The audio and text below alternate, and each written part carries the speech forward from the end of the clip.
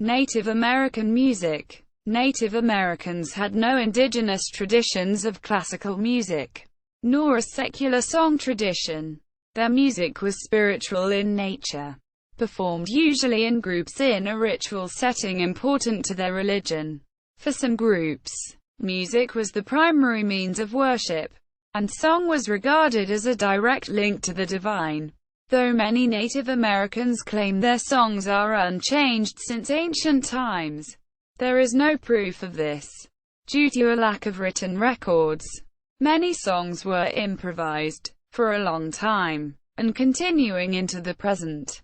Many American beginner's guides to learning the piano contain a song purported to be Native American in origin. In reality, these songs have little or no relationship to actual Native American styles, and are merely a vehicle to introduce left-handed repeated harmonic fifths of the minor mode in the melody. It was not until the 1890s that Native American music began to enter the American establishment.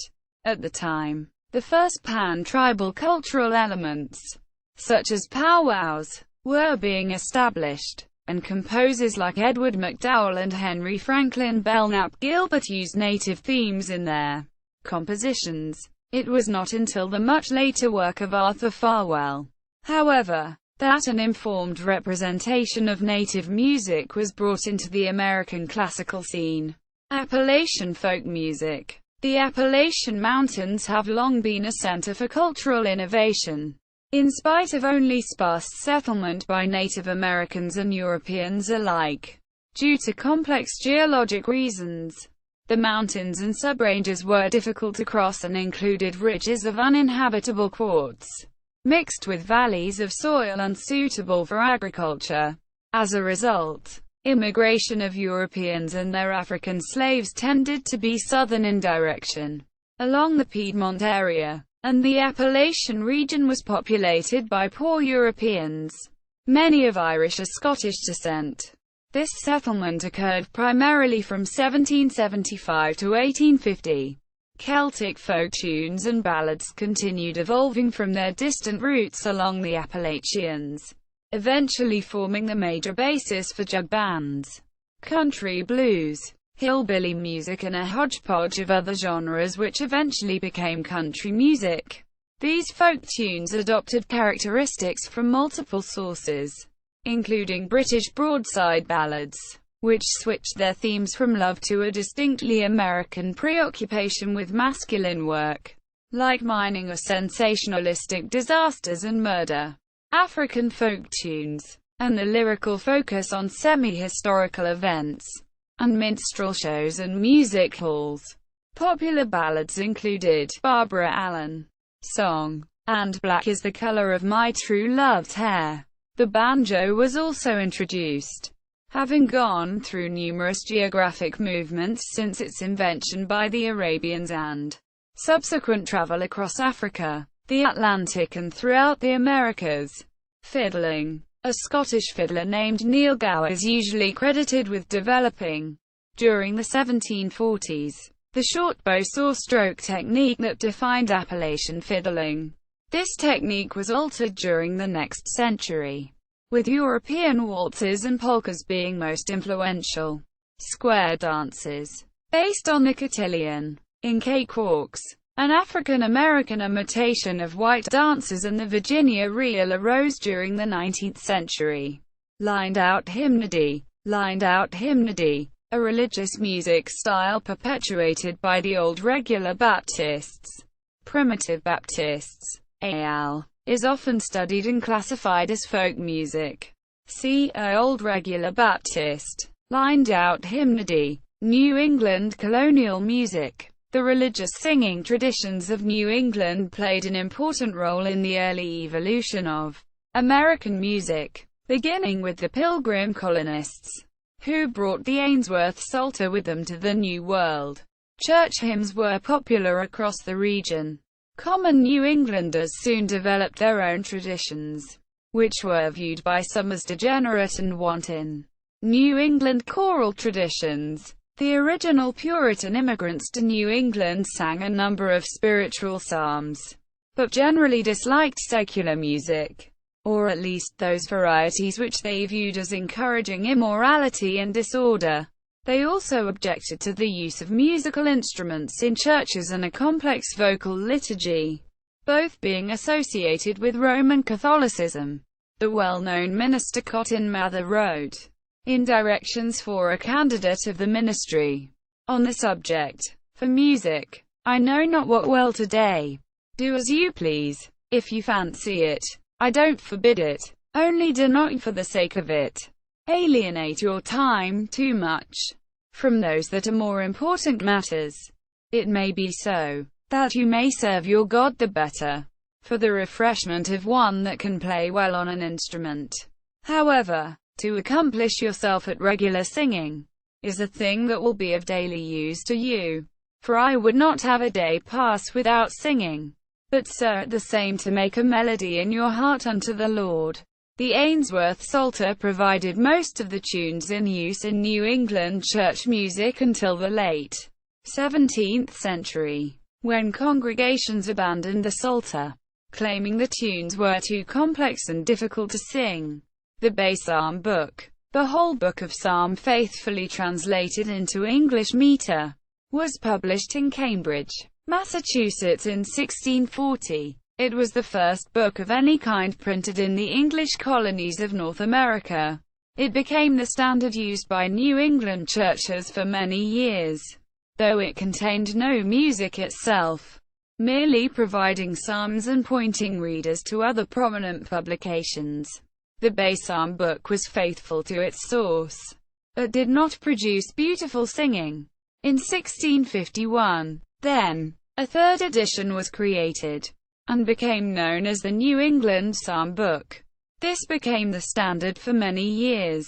In 1898, the ninth edition was printed, and it was the first time that printed notation was used. By this point, the evolution from the Ainsworth Psalter to the New England Psalm Book had steadily dwindled the number of tunes in use. The practice of lining out was often common, though its presence and utility depended on the degree of illiteracy found in congregation. Generally, illiteracy was common, as was lining out. This was the process of a leader presenting one line of a song, then maintaining the first note for the congregation to match as they responded with the same line. This technique was also common in churches of Appalachia, such as the Regular Baptists of Kentucky. The organ and the birth of the church band. Organs were the only instrument in use in church music during this era, and even this was not without controversy. During the colonial era, in churches in the Calvinist tradition, including in most Puritan meeting houses, only unaccompanied singing was permitted during worship. Indeed, after the death of Thomas Brattle, treasurer of Harvard College in 1713, he bequeathed his organ to the Brattle Square Church in Boston. But the church, which he had founded, did not think it proper, and gave it to the King's Chapel, which was the Anglican. Still, the organ was used in other New England churches. The first organ said to be designed for church use was installed in Newport, Rhode Island in 1733. Organs, however, were expensive and difficult to play. Only the largest churches could afford an organ and organist, and so many used more portable instruments, such as the bass fiddle, which was appellated God's fiddle, to distinguish it from the much maligned devil's fiddle.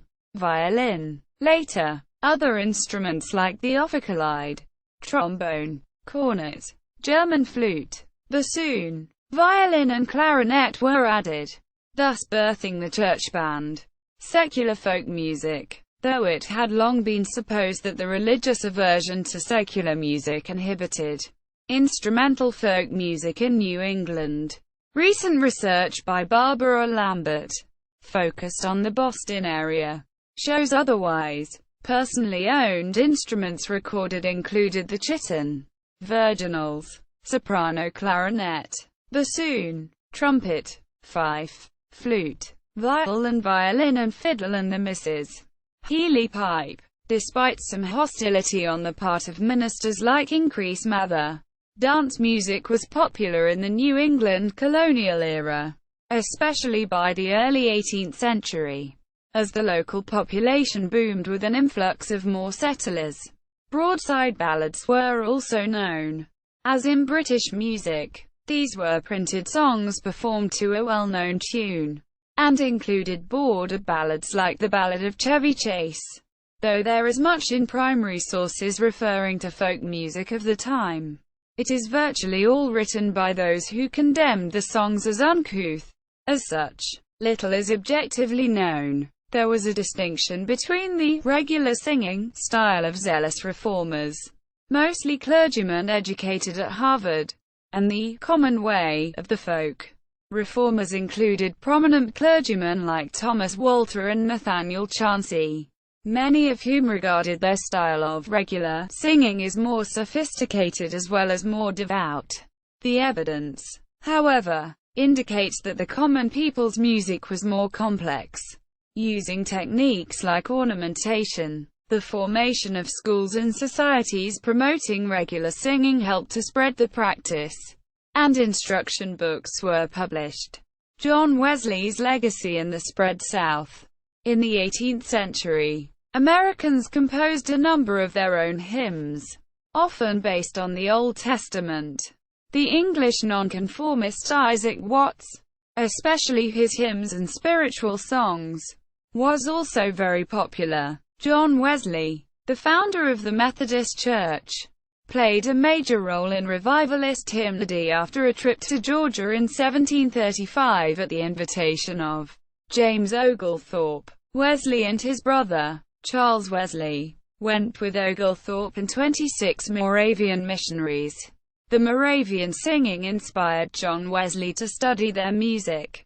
He published a collection of translations of German hymns in 1737, a collection of psalms and hymns, then returned to England in 1738, attending meetings of the Moravian Brethren in London. There, during a reading of Luther's preface to the Epistle to the Romans, Wesley had a spiritual experience and found his faith in Christ rejuvenated. Great Awakening.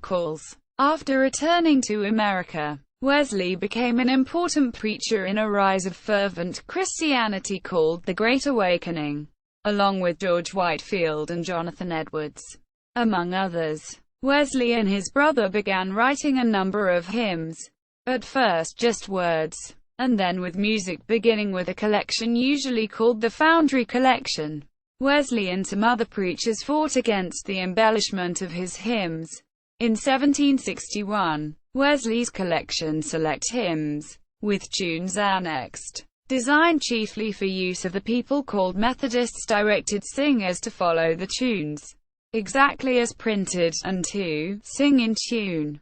Both directions were impractical, since most of the worshippers likely couldn't read music or carry a tune.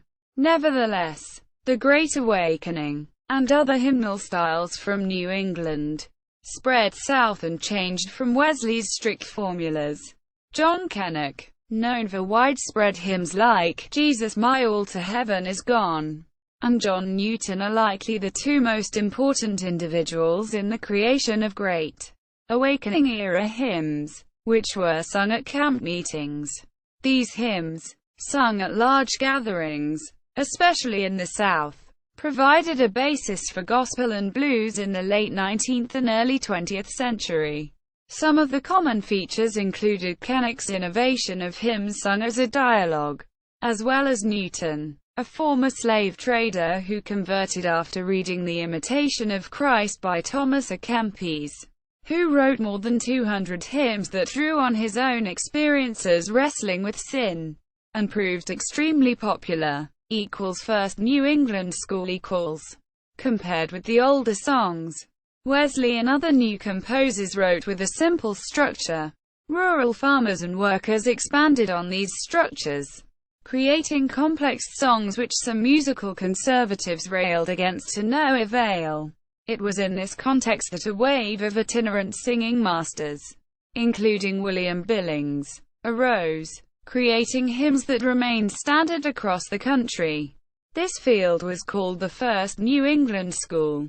Following Billings' pioneering footsteps were Supply Belcher, Andrew Law, Daniel Reed, Jacob Kimball, Jeremiah Ingalls, John Wyeth, James Leon, Oliver Holden, Justin Morgan and Timothy Swan. The First New England School is usually considered the first uniquely American invention in music. The most characteristic feature was that the voices, male and female respectively, doubled their parts in any octave in order to fill out the harmony. This generated a texture of close position chords that was unknown in European traditions. William Billings was of special importance and popularity. A native of Boston, Billings was a tanner by trade, and was mainly self-taught in music. He did not always follow the standard rules of composition in his works, and has thus been called the first American composer to emphasize strongly a creative independence and to flaunt his personal idiosyncrasies in both his music and, especially, his published writings. He taught a famous singing school in Stoughton, Massachusetts in 1774. A few of the singers later formed the Stoughton Musical Society, a choral organization consisting of 25 men. Supply Belcher, born in Stoughton, Massachusetts, though later based out of Farmington, Maine, is also especially well known. His only published tune book was 1794's The Harmony of Maine, which included anthems, fuguing pieces, psalms and hymns, a number of which were secular. His songs were distinctively folky and down-to-earth. His contemporary Daniel Reed, a Massachusetts-born musician who later moved to New Haven, Connecticut, was a popular musician who supported himself almost entirely off the sale of tune books. His first publication was entitled The American Singing Book, or A New and Easy Guide to the Art of Psalmody, devised for the use of singing schools in America. The title's use of psalmody is here referring to singing societies which were spreading across the country, and is used without religious connotations. Billings, Belcher and Reed were the beginning of a chain of tune book compilers that grew increasingly secular, as the art of psalmody lost its religious importance. Other Massachusetts-born compilers followed in their footsteps, beginning with Jeremiah Ingalls of Newbury, Vermont. Their songs were generally fugues, and were disapproved of by religious authorities. Andrew Law was an important compiler as well. He felt that American music should be more like European, and is best known for organizing singing schools and tune books. In addition, he composed several songs of note, and invented a kind of musical notation called shape note. Shakers. The Shakers, or United Society of Believers in Christ's Second Appearing, were a religion founded near Manchester, England in the mid-1700s, and rose to prominence under the leadership of Anne Lee. Mother Anne Lee had been born poor, and worked as a child in a cotton factory before her parents married her to a blacksmith, after giving birth to 4 children, all of whom died in infancy. Mother Anne came to view sexual intercourse as evil. Celibacy became an integral part of her religion. She was jailed for disturbing the Sabbath in 1772. 2 years later, Shakers started moving to North America, settling in New England and as far south as New York. The rituals that Mother Anne designed, which she claimed to have seen in visions, included passionate dances that represented part of a battle between the holy Shakers and the devil and the flesh. Though their strange customs and British mannerisms drew some hostility from the colonists, as the American Revolutionary War was brewing, the Shakers grew in number and eventually spread as far south as Kentucky. Though Mother Anne died in 1784, the Shaker traditions lived on. Their best-known dance song is Simple Gifts, used by Aaron Copland in his ballet score Appalachian Spring. European professionals In 1766, Charlestown, South Carolina became the home of the St. Cecilia Society, the first musical society in North America. At the time, Charleston was a cultural center, attracting a number of musicians from Europe. In the decades after the Revolution, more northern cities like Philadelphia, New York and Boston largely took Charleston's place. Philadelphia, home of the esteemed Alexander Reinagel, John Christopher Moller, Raina Taylor and Susanna Haswell Rosen, was especially renowned for musical development. Reinagel became the most influential figure in Philadelphia's musical life, organizing a number of concerts, organizations and musical events. The English singer Benjamin Carr was especially notable. He arrived in New York in 1793, along with his brother and father. They soon became prominent music publishers and vendors, owning stores in New York, Philadelphia and Baltimore. Carr himself was a composer, organist, pianist and a publisher and editor. They published, in Philadelphia, The President's March in 1793, written by Philip File. The President's March is one of the most enduring of American patriotic songs. The march was soon politicized, adopted by the Federalists as a rallying song. The British James Hewitt was one of the most distinguished musicians of early American history. He was already renowned in London before moving across the Atlantic. Accompanied by Belgian composer and violinist Jean Gehot, Hewitt became established in New York, organizing concerts and other musical events. His opera Tammany, or The Indian Chief, became controversial after its first performance. It was the first American opera to deal with Native Americans, and was sponsored by the New York Tammany Society, an anti-federalist organization. Hewitt was the target of much invective from Federalists as a result. The English organist, choirmaster and composer William Selby was a major figure in Boston's musical life, along with the Dutch organist, violinist and composer Peter Albrecht van Hagen and German oboist Johann Christian Gottlieb Graupner. Gentlemen amateur composers.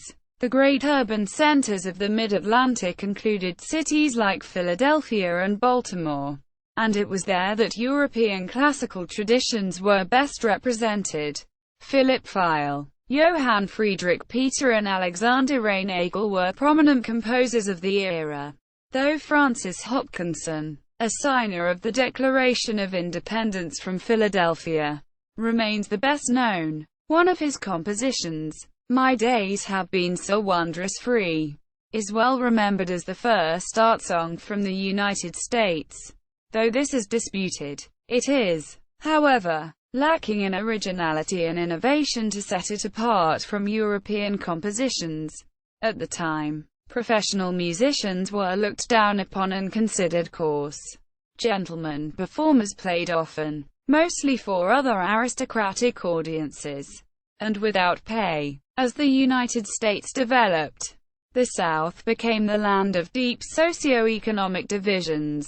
Land ownership and the possession of chattel slavery became an integral component of a gentleman's livelihood, while in the North, the idea of a landed aristocracy never carried as much weight. Lowell Mason, perhaps the most influential early composer, was Lowell Mason, a native of Boston. Mason campaigned against the use of shape note notation, and for the education in standard notation. He worked with local institutions to release collections of hymns and maintain his stature. Opposed to the shape note tradition, Mason pushed American music towards a European model. Rural Pennsylvanian music. Rural Pennsylvania in the colonial era was home to religious minorities like the Quakers, as well as important Moravian and Lutheran communities. While the Quakers had few musical traditions, Protestant churches frequently made extensive use of music in worship. J.F. Peter emerged from the Moravian tradition, while Conrad Beissel, founder of the Ephrata cloister, innovated his own system of harmonic theory. The Lutheran traditions of Johann Sebastian Bach, Buxtehude, Johann Pachelbel and Walter were propagated in Pennsylvania, and the city of Bethlehem remains a center of Lutheran musical traditions today. Mennonites. The Mennonites, followers of Menno Simons, settled in Germantown after emigrating from the German Palatinate and Switzerland between 1683 and 1748. They were led by Wilhelm Rittingheisen, grandfather of astronomer and mathematician David Rittenhouse. The Mennonites used a hymnbook from Schaffhausen, reprinted in Germantown in 1742 as Der Osborn das ist etliche christliche Lieder. Ephrata Cloister. The Ephrata Cloister, community of the Solitary, was founded in what is now Lancaster County on the Cocalico River in 1720. This was a group of Seventh-day Baptists led by Peter Miller and Conrad Beissel, who believed in using music as an integral part of worship. Beissel codified the Ephrata Cloister's unique tradition in his Beissel's dissertation on harmony. Here, he divided notes into two types. These were masters, or notes belonging to the common chord, and servants, or all other notes. Accented syllables in Beissel's works always fell on master notes, leaving servant notes for unaccented syllables. The Ephrata Cloister's hymn book was large, consisting of more than 1,000 hymns, many of which were accompanied by instruments including the violin. Many of these hymns were published in the 1740s and 50s. Moravian Church, founded in 1457. The Moravian Church originally spread across Moravia, Poland and Bohemia before persecution forced the remaining faithful to Saxony, where they lived under the protection of Count Nikolaus Ludwig von Zinzendorf. Zinzendorf wrote hymns, and led the Moravians to America, where they began missionary work in Georgia but with little success. They moved on to Pennsylvania, and founded the town of Bethlehem on the banks of the Lehigh River. A group then left for Salem, North Carolina, now a part of Winston-Salem. Both in Salem and Bethlehem, Moravians continued to use music in their ceremonies. Instruments included organs and trombones, and voices were usually in choirs. Players generally played on rooftops for most any occasion, ensuring that they could be heard for great distances. A legend has arisen claiming that a group of Native American warriors approached a Moravian settlement during the French and Indian War, but left after hearing a trombone choir because they believed it to be the voice of their Great Spirit. Moravians were devoted to missionary work, especially among African slaves and Native Americans. In 1763, they published a collection of hymns in the Delaware language. Moravians also had a tradition of secular art music that included the famed composer Johann Friedrich Peter, who was a German born in the Netherlands who emigrated to Bethlehem in 1770. He brought with him copies of compositions by Joseph Haydn, Johann Christoph Friedrich Bach, Johann Stamitz and C.F. Abel. After living in Bethlehem for a time, Peter moved to Salem, where he founded the Collegium Musicum in 1786, and collected hundreds of symphonies, anthems and oratorios. It was during this period that Peter also composed a number of well-respected instrumental pieces for 12 violins, 2 violas and a cello. He also composed sacred anthems like "It Is a Precious Thing" and arias like "The Lord Is in His Holy Temple." The Moravian Church continued to produce a number of renowned composers into the 19th century, including John Antes as well as Francis F. Hagen, Johann Christian Beckler, Edward W. Leinbach, Simon Peter, David Moritz Michael, Georg Gottfried Müller, Peter Wall, Jeremiah Denker and Johannes Herbst. Herbst was also a noted collector, whose archives, left to the Salem Church after his death, were made public in 1977. These included more than 11,000 pages of content. Salem has gradually become the center for Moravian musical innovation, partially due to the presence of the Moravian Music Foundation. Pietists. In 1694, Johannes Kelpius brought a group of German Pietists to the banks of the Wissahickon Creek in southeastern Pennsylvania. These became known as the Hermits or Mystics of the Wissahickon. This 1871 map of Wissahickon Creek notes a Kelpius Spring and Hermit's Glen. Kelpius was a musician, and he and his followers brought with them instruments that became an integral part of church life. Kelpius was also a composer, and is sometimes called the first Pennsylvanian composer, based on his unproven authorship of several hymns in the lamenting voice of the hidden love. It is likely that he wrote the text, though the tunes are mostly based on German songs.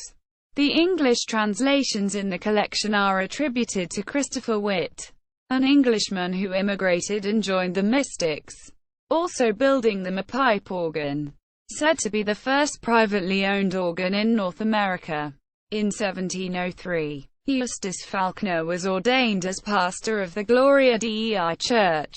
Falkner evidently believed that music was a very important element of missionary work, writing to Germany to ask for an organ, which he said would attract more Native American converts.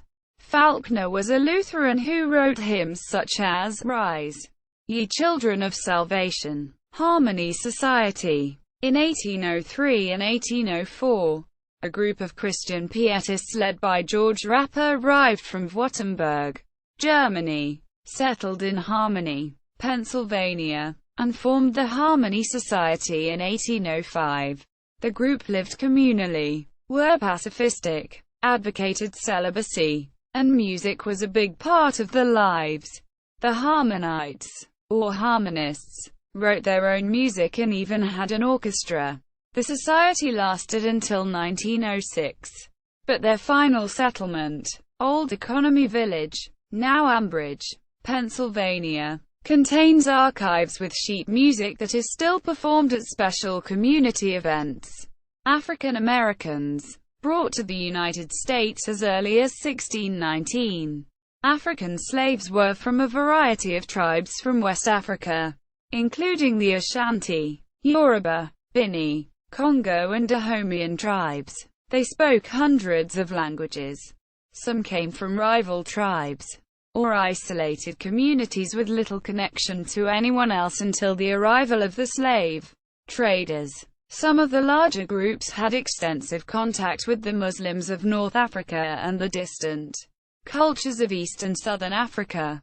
Slaves brought with them work songs, religious music and dance, and a wide variety of instruments, including kalimba, xylophone, flutes and rattles. Perhaps the most important characteristic, however, was the call-and-response vocal style, in which a singer and the audience trade lines back and forth. This practice lent itself well to the burgeoning New England hymn tradition, and the two fields began commingling early in the nation's history. Another unusual characteristic of much African music is that, rather than begin and end a tune or phrase on a pure note as in Western music, African singers would slide onto a below-the-note. The most distinctive component of African music, however, is the focus on the rhythm. In this respect, African folk styles are far more complex than anything developed anywhere else in the world. African music is usually polyrhythmic, made by a wide variety of percussion instruments, both pitched and unpitched, using numerous kinds of natural materials. Polythythms were imported along with slaves to the New World, where it has found its way to genres ranging from African American gospel to pop, swing and rock and roll. Many slave owners encouraged their slaves to sing as they work, believing that it improved morale and made the slaves work harder. They generally required that all tunes remain cheerful and pleasant in tone to ensure that this occurred. This music, when accompanied used only a single drum or other object used for percussion, since they were often without instruments. Clapping and foot stomping became an integral part of slave music. The banjo and various kinds of drums were the most important instruments, but African slaves also used varieties of panpipes, notched gourds played with a scraper, similar to a gyro, and rattles. The thumb piano was also known, similar to the African mbira or sanza. In addition, blacks soon mastered European instruments like the clarinet, oboe, French horn and, most importantly, the violin. Often, prominent gentlemen had black slaves act as musicians and entertainers. Some became quite prominent, like Virginia's C. Gilliatt, who performed at state balls in Williamsburg. His assistant after the capital moved to Richmond was known as London Briggs and was a renowned player. Drums. African slaves in places like Haiti, Brazil and the Dominican Republic retained the use of drums, and the percussion has formed an integral part of Afro-Caribbean and Latin music. In the British North American colonies, however, drums were prohibited. Colonial masters had feared drums would be used as communication between slaves, and that the drums' use may aid uprisings and rebellions. Drums did, however, remain a prominent part of the music of the French colony of Louisiana. Banjo. The banjo was a feature of slave life in America, mentioned by Thomas Jefferson, for example, in his Notes on the State of Virginia, which refers to it as a banjo, and notes that the instrument came from Africa. Other names included bango, banshaw, banjolo, banza, bangle and banya. The instrument was described in West Africa as early as 1620 by Richard Jobson, but was present for some time before. In North America, the banjo was typically made by hollowing out a gourd or calabash and attaching a long neck. The slaves then stretched a piece of animal hide, usually raccoon, over the bowl and attached 4 strings. Jefferson claimed that the banjo with which he was familiar was tuned to EADG. Further reading: Broughton, Simon and Ellingham, Mark with McConaughey, James and Duane, Auler, ed. 2000. Rough Guide to World Music. Rough Guides Limited. Penguin Books. ISBN 1-85828-636-0.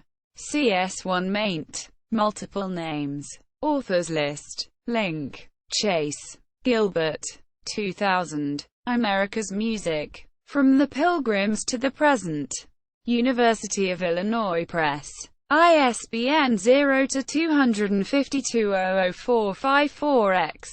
Crawford, Richard. 2001. America's Musical Life. A History. W. W. Norton and Company. ISBN 0-393-04810-1.